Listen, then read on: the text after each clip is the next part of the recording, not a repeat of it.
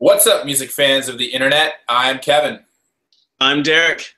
And together we are last week's album, where we're bringing you two opinions on the best new music. And in this episode, we're talking about The Waterfall, the new album from My Morning Jacket. And we'll be exploring the question on The Waterfall: how far does My Morning Jacket flow from their earlier sounds?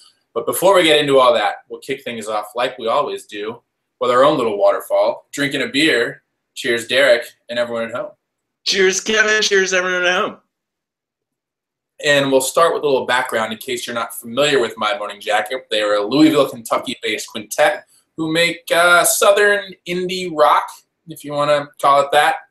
This is their seventh album, their latest since 2011's Circuital. And they recorded it in Stinson Beach in Northern California, a town where Jerry Garcia lived for a few years. And they sort of took an anything-goes approach to recording, less rehearsed, more spontaneous collaboration. And they actually recorded 24 tracks, split them into two albums, this one, The Waterfall, and another one due out in 2016.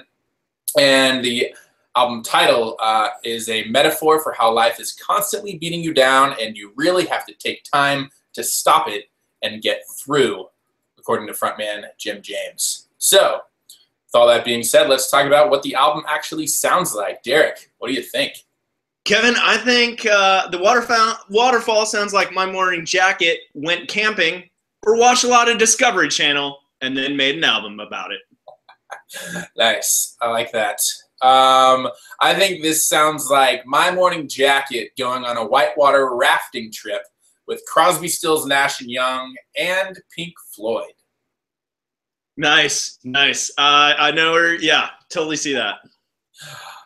So let's talk about some key tracks now. Derek, what are you going with? I'm going with Spring Among the Living.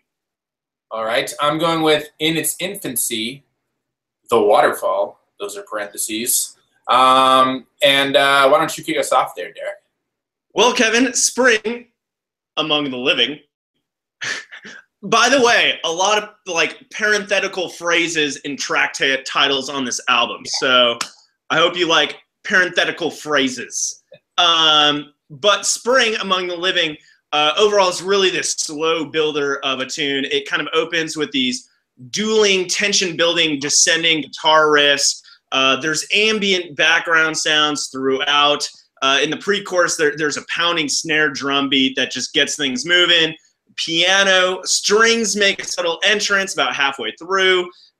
Jim James' classic-sounding fuzzy guitar enters in around the 3:30 mark and just builds in just volume and scope as far as the solos goes through the rest of the song. From there, there are group vocals at time, which to me is kind of a rarity from a My Morning Jacket sound, I thought.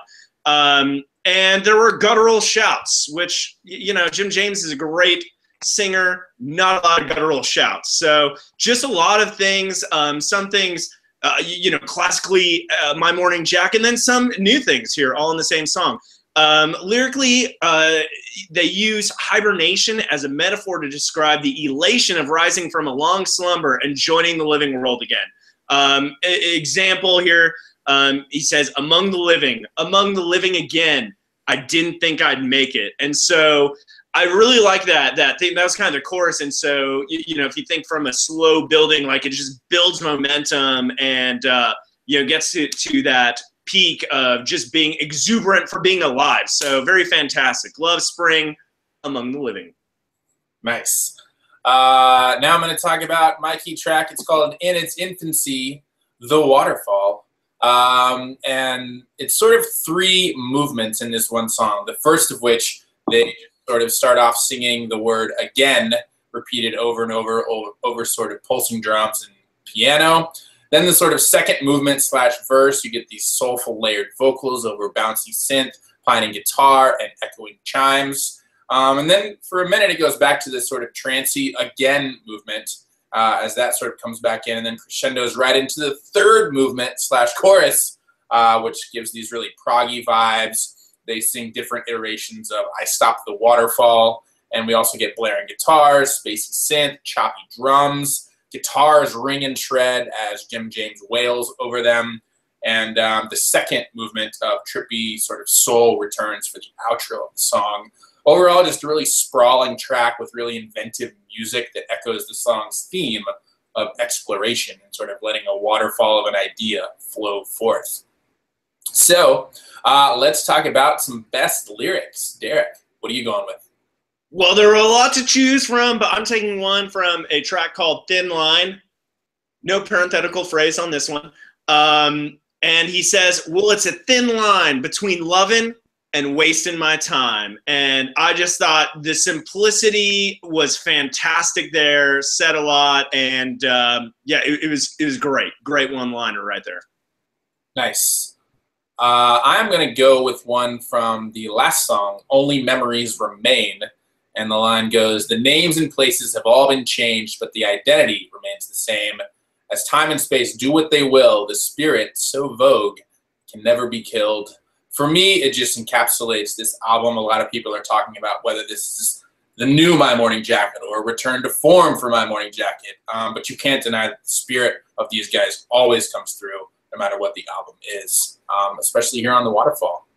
So let's move to overall rating and answering the big question, how far does My Morning Jacket flow from their earlier sounds? Derek, what do you think? Well, Kevin, to answer the question first, I thought this album was really interesting, and I thought a lot of parts sounded like different My Morning Jacket albums throughout. You know, the opening track I thought was, you know, Believe. I thought that really kind of sounded more similar to Z and Evil Urges.